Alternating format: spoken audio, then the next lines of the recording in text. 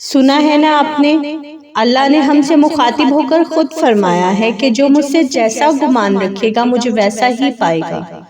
گمان کیا ہے؟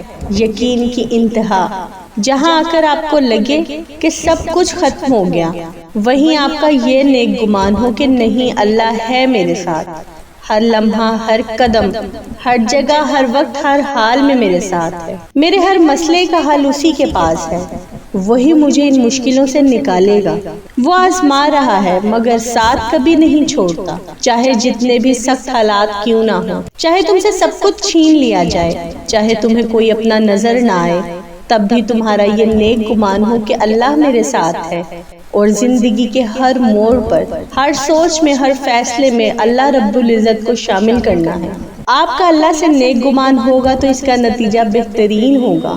وقتی تکلیف میں اگر آپ نے خود کو شیطانی وسوسے کے حوالے کر دیا تو وہ آپ کو ادھر ادھر کی الجھنوں میں الجھا دے گا، آپ کو مایوس کرنے کی کوشش کرے گا، مگر آپ نے اپنے نیک گمان کی ضرب سے ان وسوسوں اور نا امیدی کی زنجیروں کو توڑ دینا ہے اور یہ پکار اٹھنا ہے کہ میرا اللہ میرے ساتھ ہے۔ سن لو میری مشکلوں، میرا مشکل کشا میرا اللہ میرے ساتھ ہے۔ دل کو کتنا پرسکون کر دیتی ہے یہ آیت۔ رو نہیں، میں تمہارے ساتھ ہوں، سن بھی رہا ہوں اور دیکھ بھی رہا ہوں۔ یا اللہ، جو زندگی گزر گئی اس پر تیرا شکر ادا کرتی ہوں، جو زندگی باقی ہے اس پر تیری رحمت کی طلبگار ہوں، اور جو ابدی حیات ہے اس میں تیری مغفرت چاہتی ہوں۔ میرے تمام دینی اور دنیاوی معاملات میں آسانیاں عطا فرما، آمین یا رب العالمین۔